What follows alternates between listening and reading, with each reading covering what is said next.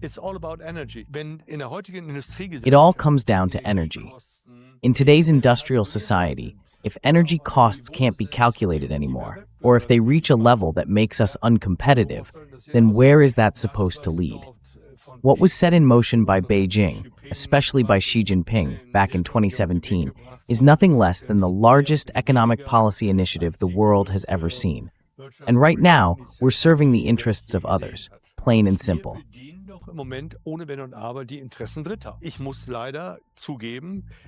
I have to admit, unfortunately, that the interests of the United States also conflict with Germany's interests when it comes to China. So, our policy is basically a follower policy of American interests. It makes no sense at all to wonder why the Americans should stop doing that. They're able to do it, and why are they able to? Because they can.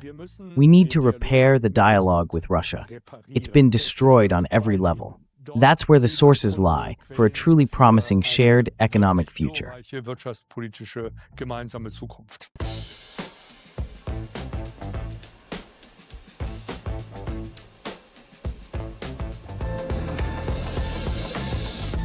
Gegen den Strom. Zur Person. Hallo bei Gegen den Strom. Wir präsentieren. Hello, and welcome to Against the Current. We present positions and perspectives that the propaganda media prefer to keep quiet about. My guest today is someone who builds connections professionally. He's the chairman of Edmondo, a brokerage company. He also served as chairman of the German Silk Road Initiative and was the authorized representative of the Secretary General in the Economic Council of the CDU. Welcome, Hans von Helldorff. So, what exactly is the German Silk Road Initiative? Was ist die deutsche Seidenstraßeninitiative?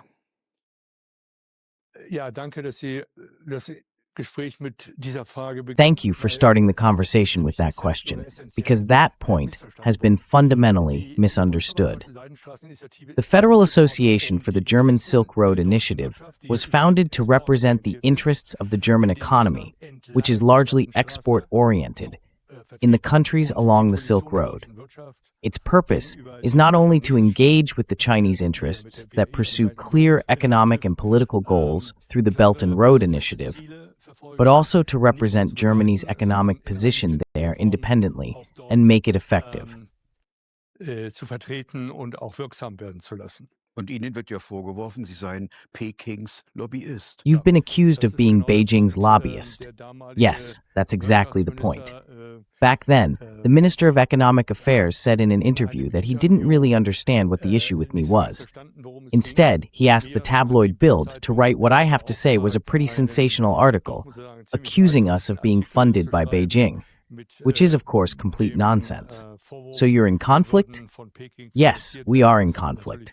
And we were especially in conflict back then. But not so much with the interests of business, rather with the lack of understanding in German politics. Aber nicht so sehr mit den Interessen der Wirtschaft, sondern mit dem Unverständnis der deutschen Politik. Denn das, was dort von Peking, insbesondere von Xi Jinping... What was launched by Beijing, especially by Xi Jinping back in 2017, was nothing less than the largest economic policy initiative the world has ever seen. Up to $2 trillion were to be invested worldwide, not only to pave an economic path into the future for China itself, but also as an invitation to all developing countries, as well as to the European Union and the United States, to take part and, as I said, to help shape a global economic course that everyone could participate in. Weg zu bereiten, an dem alle partizipieren können. Wie kommt es, dass Sie... How is it that you mainly see the opportunities in the Belt and Road Initiative, while the politicians you mentioned, who seem less perceptive, focus mostly on the risks? Politiker vor allem die Risiken. Ich vermute, das hat etwas damit zu tun. I suspect that has something to do with what I did in and for the Economic Council of the CDU. I had daily, often very in-depth conversations with board members, supervisory board members, managing directors, and company owners. We talked about their specific concerns, but also about their strategies for making their businesses fit for the future. And the fact is, the German economy is only partly made up of large industrial corporations. Most of the economic output actually comes from small and medium-sized enterprises. And in that area, it's clear that Germany is a country of hidden champions, companies that are highly export-oriented. So the mid-size companies that are leading the way, both in performance and in innovation. That's right. Exactly. The ones who invest above average, who see their opportunity in innovation, but also their future in export markets. And those export markets are essential for Germany, just as they are for China, because China has now become the world's second largest economy, on its way to becoming the largest. And above all, it's the fastest growing one, with the biggest currency reserves, which means it also has the greatest room to maneuver in that regard. And two places play a very special role here. These are two ports, the inland port of Duisburg and the port of Hamburg. Why is that? Well, that has to do with the Eurasian land connection, or more precisely with the new sea routes linked to the Belt and Road Initiative. Even today, a large share of freight traffic from China to Europe already goes over land, especially by rail, about 20%. It's roughly 60% faster than shipping by sea, but also about 60% cheaper than any other mode of transport. However, there's still a bottleneck, and that's the rail line at the border crossing in Sens. And of course, the route passes through quite a few countries, each with its own administrative requirements.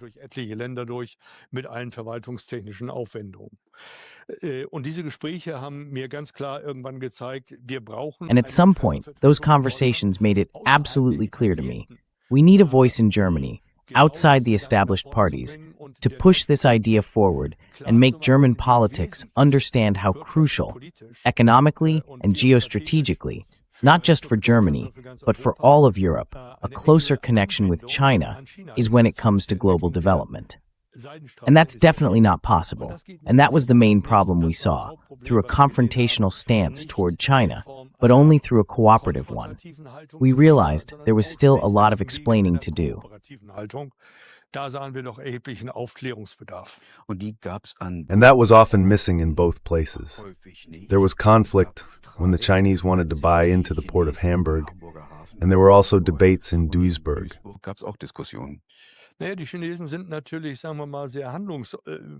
Well, the Chinese are, let's say, very focused in the way they act. And here the main concern at first was that the Chinese wanted to buy up everything and basically take on the role of a kind of substitute government, which is complete nonsense. There were other examples, like in Piraeus, where the Chinese invested and where a win-win situation developed for Greece very quickly.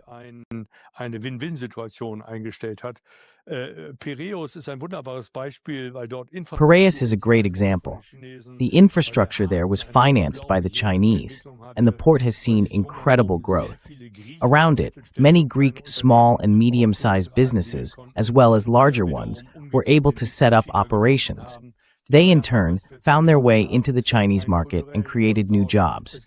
There was cultural exchange, there was technological exchange, and there was infrastructure development toward northern Greece, and so on. All of it paid for by Chinese investment funds. By the way, the European Union could have had the same opportunity, if it had wanted to.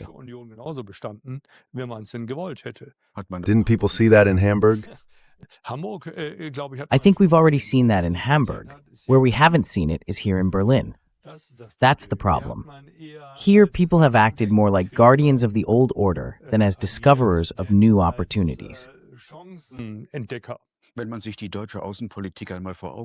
you look at German foreign policy and see it from the perspective of other countries, say in Africa or in Asia, you often hear something like this. When the Germans come, they give a speech. When the Chinese come, they build a bridge or a port. Is that true? I couldn't put it better myself. So what's the situation of Germany's China policy today? How would you describe it? You've mentioned a lack of expertise.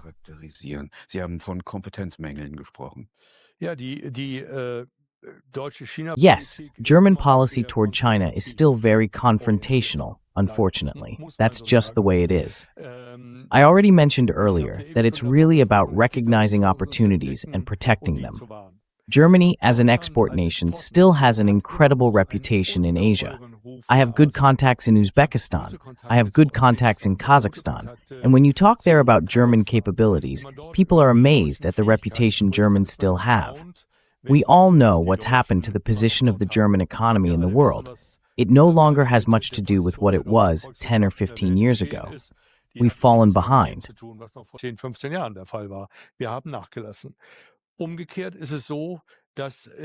On the other hand, the Kazakhs and the Uzbeks, but also the Turks, are very interested not only in bringing China on board as a partner, but also in involving Germany as the largest economy within the European Union. They still trust Germany's objectivity, and not so much a desire to exert political influence, something that's often assumed about the Chinese.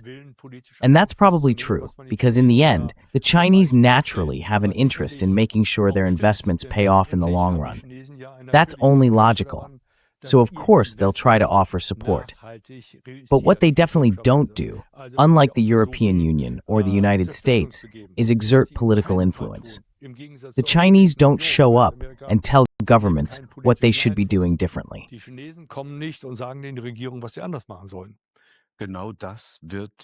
That's exactly what people in political circles in Berlin often accuse you of. So to put it bluntly, would you say that the federal governments, not just the current one, but also the previous ones, have been running down Germany's small and medium-sized businesses?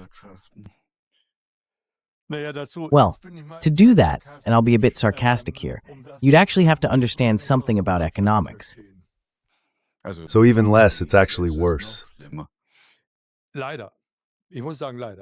Unfortunately, I have to say, unfortunately, even our current chancellor, who was introduced as a beacon of hope for economic policy, is showing clear, let me put it politely, gaps when it comes to understanding the needs of small and medium-sized businesses.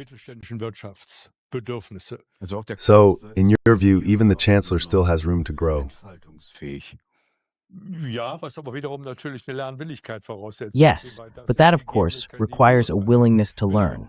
And how far that's actually the case right now, I can't really judge, and I don't want to. But we also have to keep in mind that even a chancellor in Germany can't act alone. He has a coalition. His cabinet is made up of ministers with very different motivations, levels of education, and cultural backgrounds. All of that has to be brought into some kind of harmony. We've rarely had people in German federal politics who were truly capable of doing that. Only three come to mind. That was Adenauer, that was Schmidt, and this might surprise you even though I'm a CDU member, also Gerhard Schröder. These were people, chancellors, who made sure to form cabinets of real experts and who governed with them. And that was clearly visible at the time. Mr. Schröder made it clear in the Berliner Zeitung that he's worried about this country, both when it comes to foreign policy, meaning the confrontation with Russia, and also when it comes to social cohesion and the development of the economy at home. Would you agree with him on that?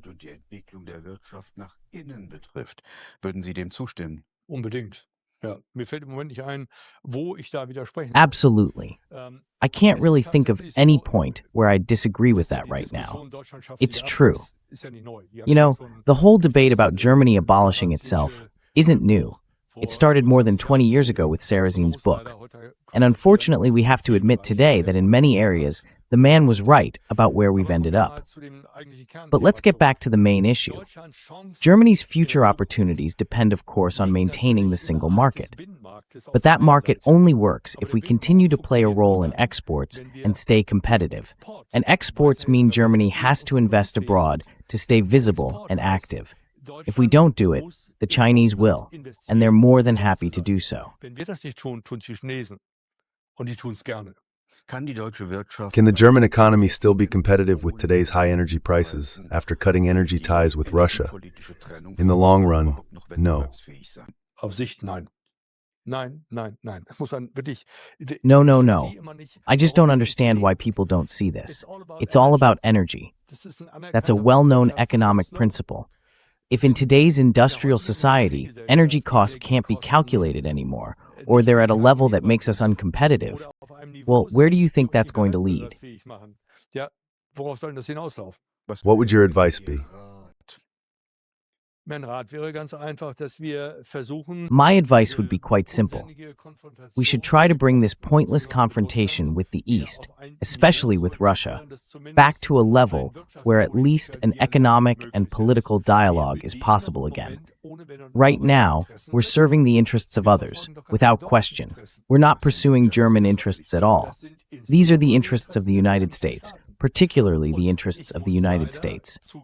And I have to admit, unfortunately, that those American interests also run counter to German interests when it comes to China.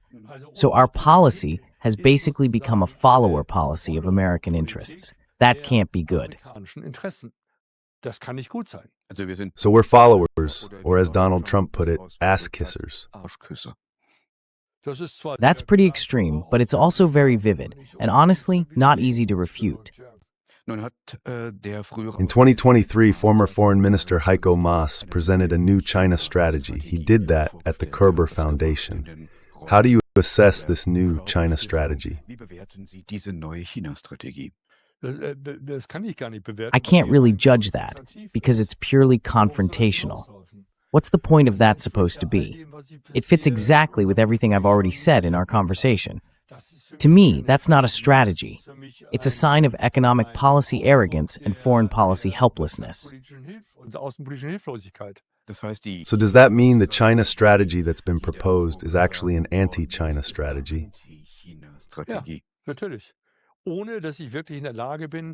Yes, of course, without really being able to counter it.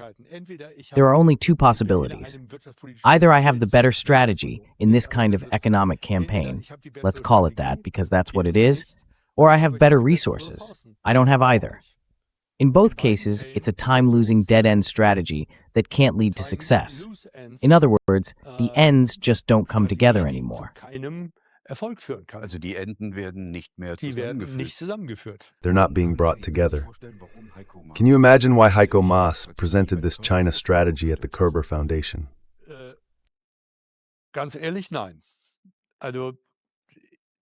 Honestly, no.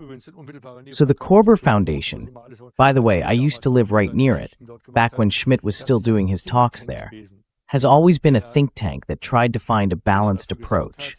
Even Kissinger back then, who was a pretty strong advocate of Western interests, including toward the East, always ended those discussions with a cooperative tone. I don't know whether he was trying to distance himself, whether he just didn't have any ideas, or whether he was trying to say something in such a roundabout way that nobody could make sense of it. To be honest, I didn't understand it.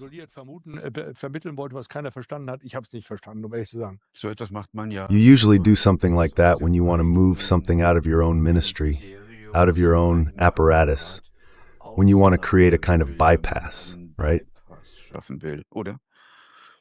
Well, even if I want to create a bypass, I need to know how it works, or at least how it could work. And I never saw that from Heiko Maas in all his years as foreign minister. Is this an attempt, maybe even out of a sense of helplessness, to tie transatlantic interests more closely into this China strategy? That's the only reason I can think of, that he's basically trying to compensate for a sense of helplessness by strengthening the alliance across the Atlantic. I really can't come up with a better explanation than that. Julia Gunther, the program director of the Emerging Middle Powers Initiative, has ties to the European Council on Foreign Relations, which in turn overlaps with the Council on Foreign Relations in the United States. So, is that how these connections come together? Of course. And does it have to do with the fact that, starting in 2011 and in the years that followed, then U.S. President Barack Obama pursued a pivot to Asia, a new turn toward Asia, a new geostrategic orientation of Washington's hegemonic power? Obama went so far as to call Russia a middle power.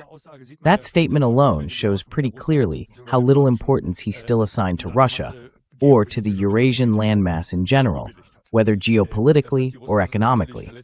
It's understandable that the Russians were offended by that. But because of Obama's assessment of the Eurasian region's significance, his focus naturally shifted toward the east, meaning toward China. He already saw very clearly back then that he was dealing with a major competing power, one that required much more attention than in the past in order to develop strategies for how to handle it. That said, unlike Trump, Obama's policy was never openly confrontational. It was driven by national interests, which is legitimate. Every country does that. But it wasn't nearly as confrontational as what Trump is doing today. How is it that Americans are increasingly turning their attention toward China? And why does that come across here as an anti-China strategy?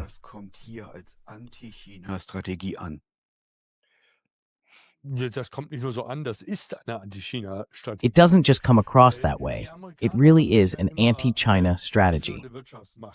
The Americans have always seen themselves as the leading economic power, and now they're realizing that the Chinese have an incredibly steep learning curve, and in many areas, they haven't just caught up with the United States, they've actually overtaken it.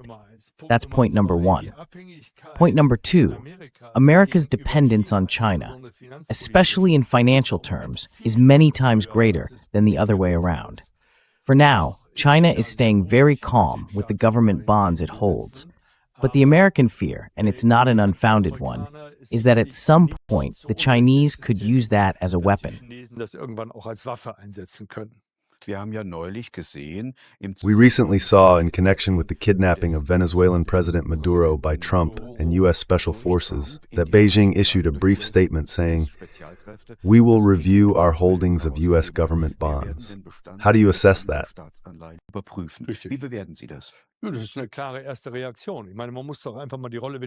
That's a clear initial reaction.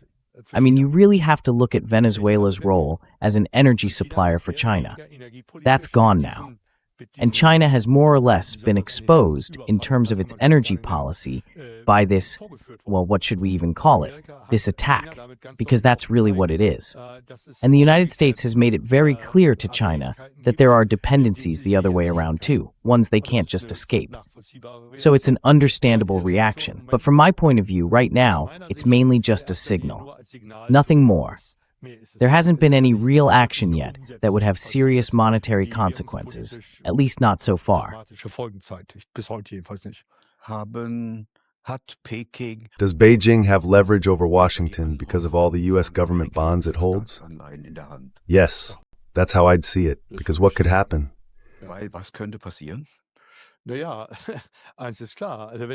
Well, one thing's clear. If China actually puts that out there, meaning if they dump it on the market, the dollar will definitely take a hit. And that, of course, will hurt the dollar's creditworthiness again, forcing America to fire up the old money printing machines just to stay afloat. And that, in turn, will have consequences for the global financial situation. You mentioned earlier that, especially when it comes to China policy, German interests tend to take a back seat to American ones. What exactly do you mean by that? What do German interests look like in this context?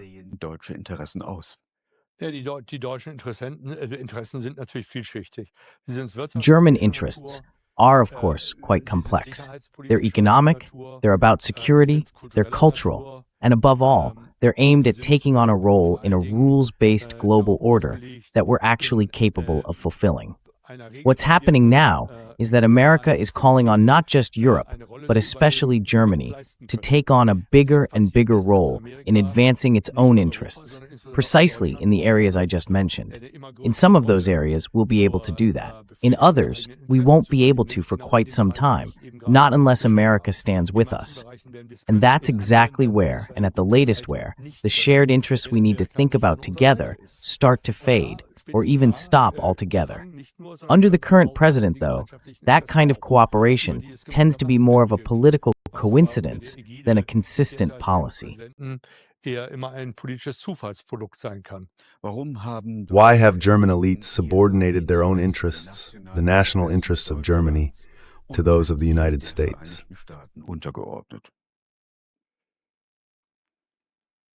Ich habe dafür eine Erklärung, aber dann müsste ich ein bisschen länger I do have an explanation for that, but I'd have to go into a bit more detail. If you look at the state of education in our society, you can really see only one trend. Downward?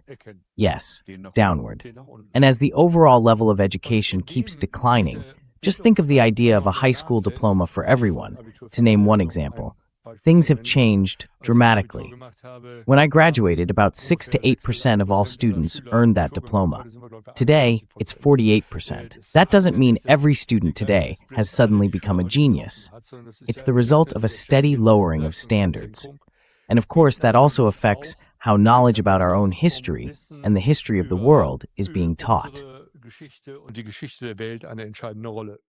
Und da muss man zu einem ganz einfachen Schluss kommen. And that really leads to one very simple conclusion. If I don't know the past, I can't understand the present. But if I don't understand the present, how on earth am I supposed to shape the future? And of course, that doesn't just apply to today's young people.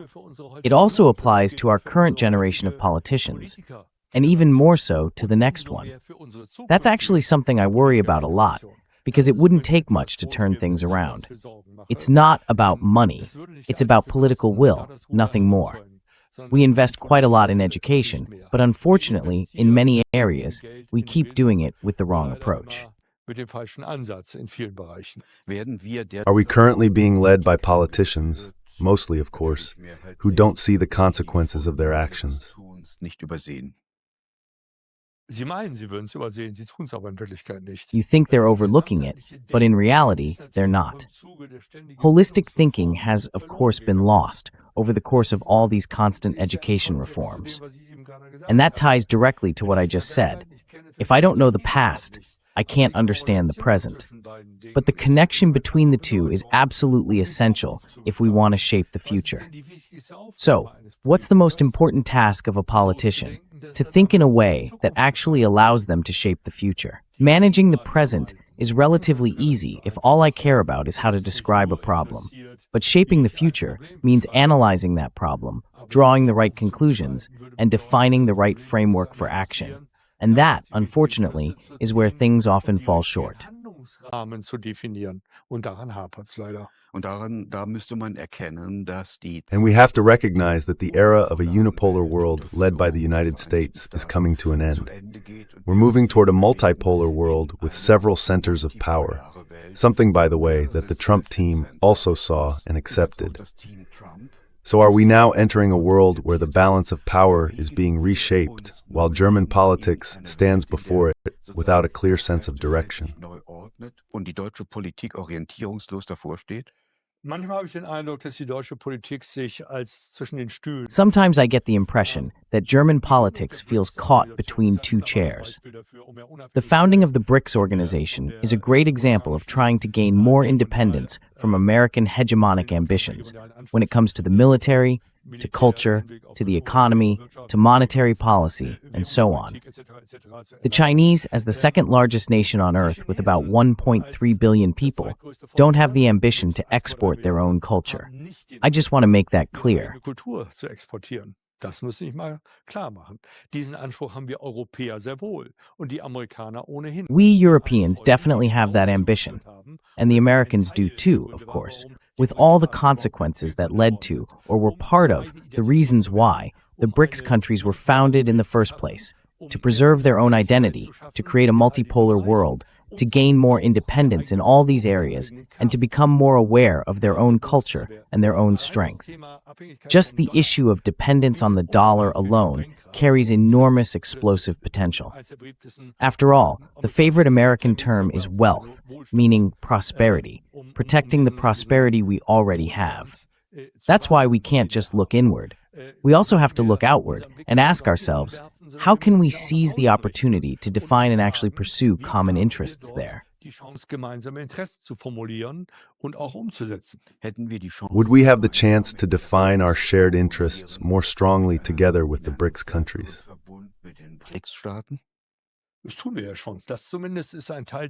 We're already doing that.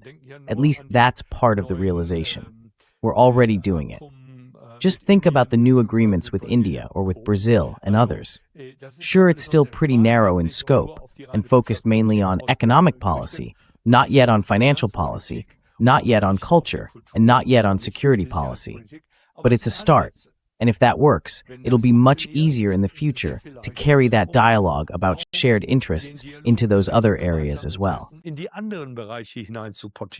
Beijing has declared that the renminbi should now be recognized as a global reserve currency. What's your view on that? A lot, because as a European economy, we're actually becoming more independent from the fluctuations of the dollar and the risks that come with it. One thing is clear: America is massively in debt. That also means Germany should make an effort to conduct its business, especially its energy trade, in currencies other than the dollar. Absolutely. It's not just about gaining more independence in financial policy, but also in energy and trade policy. It gives us more flexibility across the board. No question about it. When we look at this situation, the path toward a multipolar world, is there actually a path toward a bipolar world behind it? On one side Washington, and on the other side China? It feels like that's what the Americans are aiming for, but I really hope it doesn't come to that.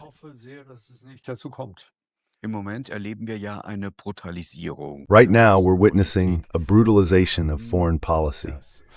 We used to have international law, but international law is passé. It's been replaced by what they call a rules-based order. Yet the deputy spokesperson of the White House recently said, "We do what we can. We don't need international law. We have interests." How do you see that? Is this a breakdown of diplomatic norms, a relapse into geopolitical barbarism?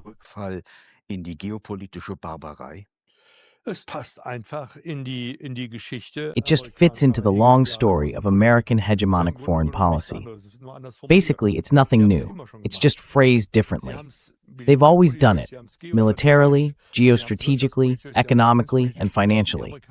The Americans have always pursued one main goal: America first. They might not have always called it that, but that's how they've always acted. So this isn't new, and it shouldn't surprise us. What does surprise me is that Europe didn't wake up sooner and realize how important it is to develop its own independent strategies, to finally put into practice what it's now learning the hard way, to shape its own policy that follows its own interests, independently of America.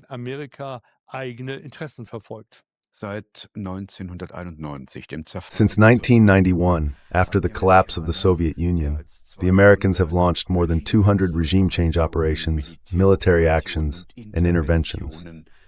The most recent case is Venezuela. Now they want to take Greenland away from the Danes. They're talking about Cuba, and they're even talking about annexing Canada. You're talking about the British Isles. Of course, what we're dealing with here is a kind of geopolitical terrorism. The term sounds nice, and if you wanted to put it a bit casually, it even fits. But terrorism is really just a disturbance, nothing more. What this is actually about is geopolitical sustainability from the American point of view. Just look at the number of U.S. military bases around the world and compare that to China, for example, or to Russia. You'll see it's roughly 100 to 1 compared to China. So it makes no sense at all to wonder why the Americans should stop doing it. They're able to do it. And why are they able to? Simply because they can.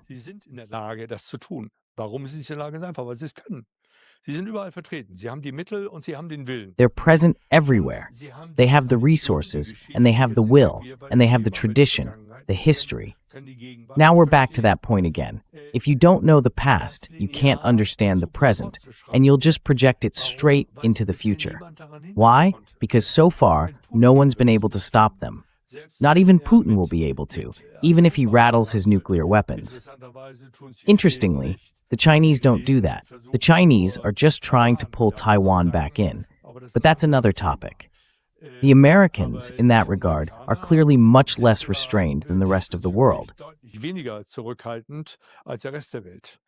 Sie verstehen sich immer noch als die führende Nation der Welt. They still see themselves as the world's leading nation, and in some respects, that's certainly true. At the same time, they're pulling back from a lot of responsibilities and leaving behind some pretty pale coral reefs, Europe, for example, when it comes to taking over certain roles.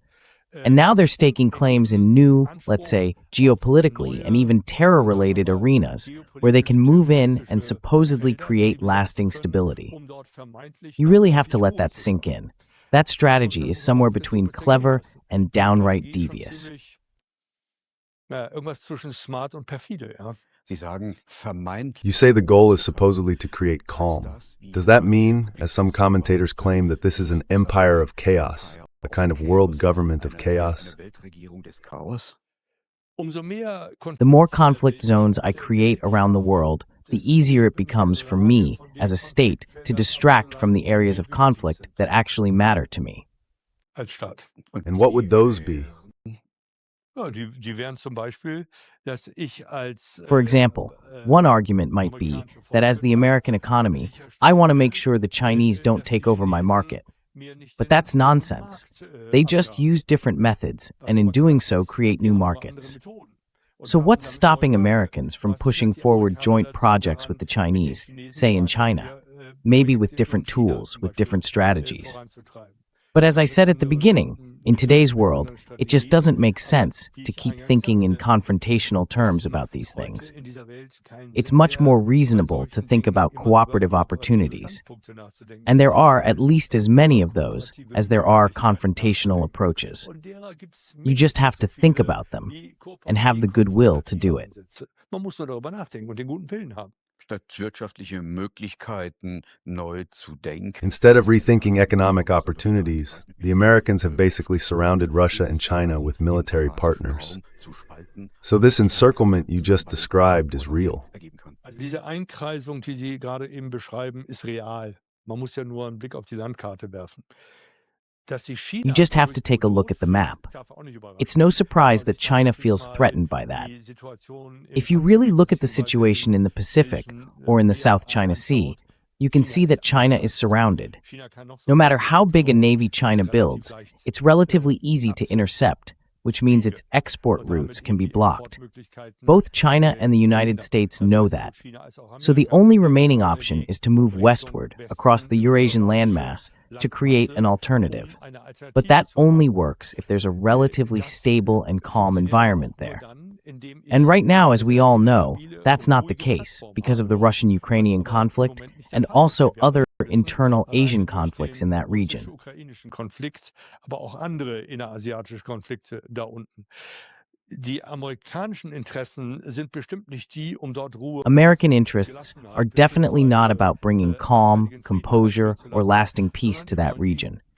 What they really want is to keep things unstable, to keep the flames simmering just enough, so they always have a reason to step in, whatever form that might take. That could be cultural, it could be financial, or of course, it could be military, as we've just seen with the recent statements about Iran.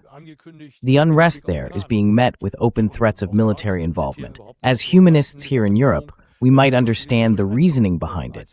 But historically speaking, what's being announced there is a pretty vague and questionable move. Die dort angekündigt wird. All of that clearly isn't in Germany's interest. So why are our politicians unable to define our national interests? Das hat sicherlich etwas immer noch mit unserer Geschichte zu tun. That still has something to do with our history up to 1945. But it's also connected to the fact that in Europe, we're still pretty much kept on a short leash when it comes to foreign policy. There are regional interests there too, ones we don't call by name, but that definitely exist. Just think of France's ambitions. Think of Britain's ambitions. Even today in Europe, even though the United Kingdom is no longer part of the EU, both countries still see themselves as leading powers. And under the guise of coordination, German foreign policy is still closely monitored and directed. The result is that a truly sovereign foreign policy for Germany simply isn't possible. nicht geben kann. Helmut Schmidt once said in a fit of anger, German foreign policy is still made in Bonn, not in Washington. Ja. That was a nice idea, yes. But that's completely gone now, isn't it? Ja. Dann kommen wir zum zweiten Punkt. All right, let's move on to the second point. Of course, something like that also requires the right kind of personalities to make it happen. And the last one, let me say it again, who pushed that through clearly and with real authority was Schroeder. He made it very clear back then, we're not going along with that nonsense about Iraq. Den Blödsinn mit dem Irak machen wir nicht mit. And how would you judge that, right or wrong? I believed it was the right thing to do back then, and I still believe it's right today. What do you see as our national interests, and what should we be doing in foreign policy, especially when it comes to China? Also, wir müssen zunächst einmal den Dialog. So first of all, we have to repair the dialogue with Russia, and I mean literally repair it.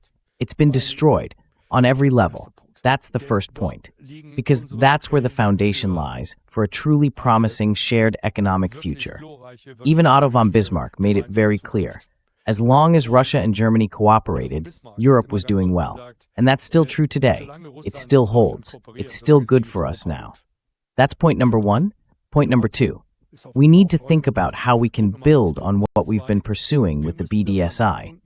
Wie wir das, was wir mit dem BVDSI verfolgt haben, nämlich What is the BDSI? Bundesverband Deutsche Seidenstraßeninitiative. The German Silk Road Initiative Association. The idea we've been pursuing is to take a cooperative approach.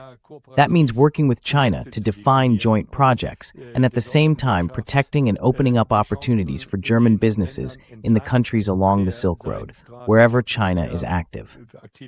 Third, we need to look at where our future markets actually are. And those markets aren't just in the East. They're also in Africa and in South America. I'll just mention Mercosur today. That's a good first step. Mercosur ist ein erster guter Ansatz. Die liegen in Indien. Auch das haben wir mittlerweile wieder. They're in India. We've accepted that again by now. But we also have to make it clear that within Europe, Germany has its own position to represent, not just as a net contributor, but also as a country that can expect support from Europe to restore certain roles we once held. Because the position we used to have within the EU didn't just benefit Germany, it always benefited Europe as a whole. And that's where we need to get back to. Zugute gekommen, sondern immer Europa. Und da müssen wir wieder hin. Rebuilding the economic partnership with Russia, trade and engagement with China, putting the German economy on a new track.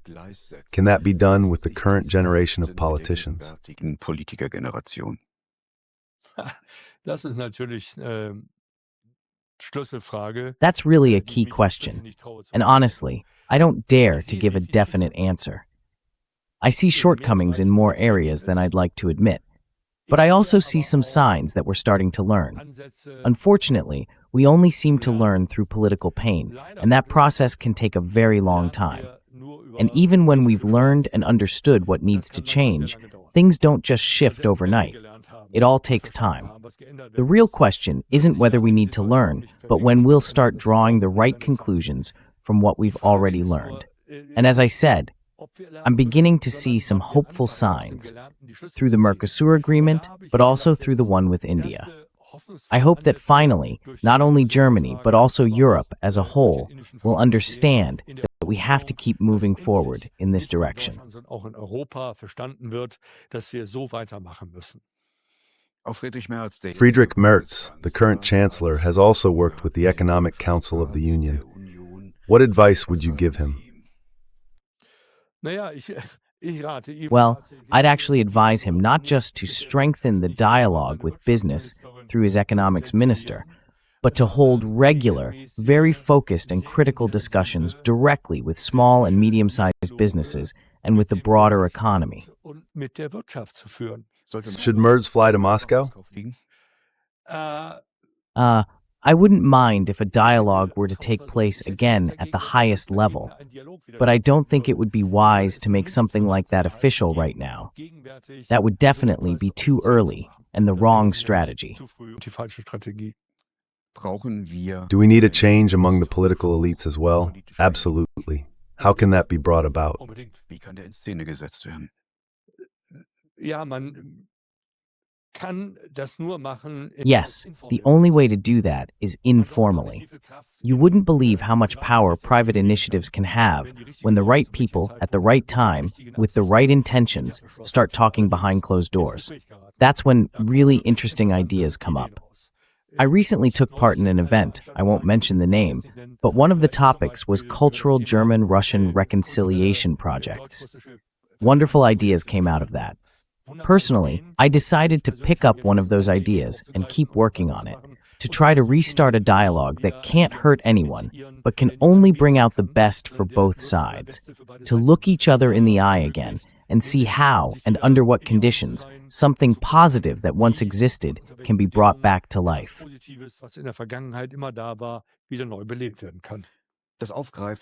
Can the established party system even take up ideas like that when it's so obvious that it's become rigid and stuck in its ways? In die Augen fallen. Ja, dass es das nicht kann, sieht man ja anhand der You can clearly see that it can't do that just by looking at the changes over the past few decades. It all started back then with the Greens. The Social Democrats basically slept through it, so to speak, when it came to breaking up the old structures. Now we're seeing the success of the AfD. And again, you have to say, the conservatives, the Christian Democrats, they didn't get the message either. The fact that some elements have crept in there that not everyone likes is another matter. But the political landscape in Germany, just like in France, in Spain, in Italy, and even in Greece, is shifting. Where exactly it will end up, we'll have to see. That also depends a lot on how much political interest voters show, and that interest has really declined quite a bit over the past few decades. Does the firewall have to come down? I think this so-called firewall is completely pointless. Totally pointless. It's an invention by the left to pull out a kind of moral club, one that's not only wrong, but also won't have any real effect.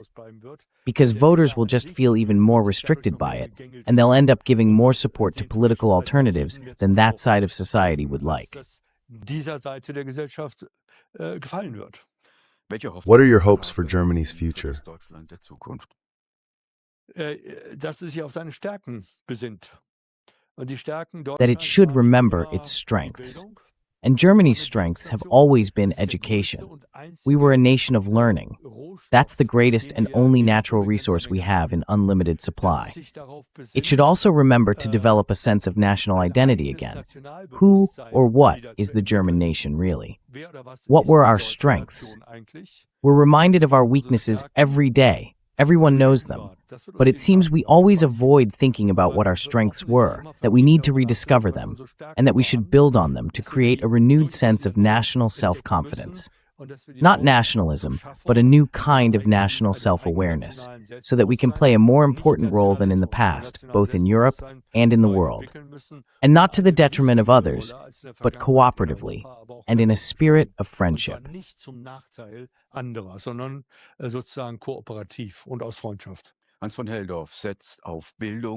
Von Helldorff focuses on education and on clearly defining Germany's national interests.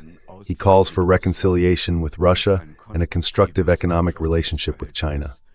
Here at Against the Current, we present positions and perspectives that the propaganda media keep hidden. Music. Propagandamedien verschweigen.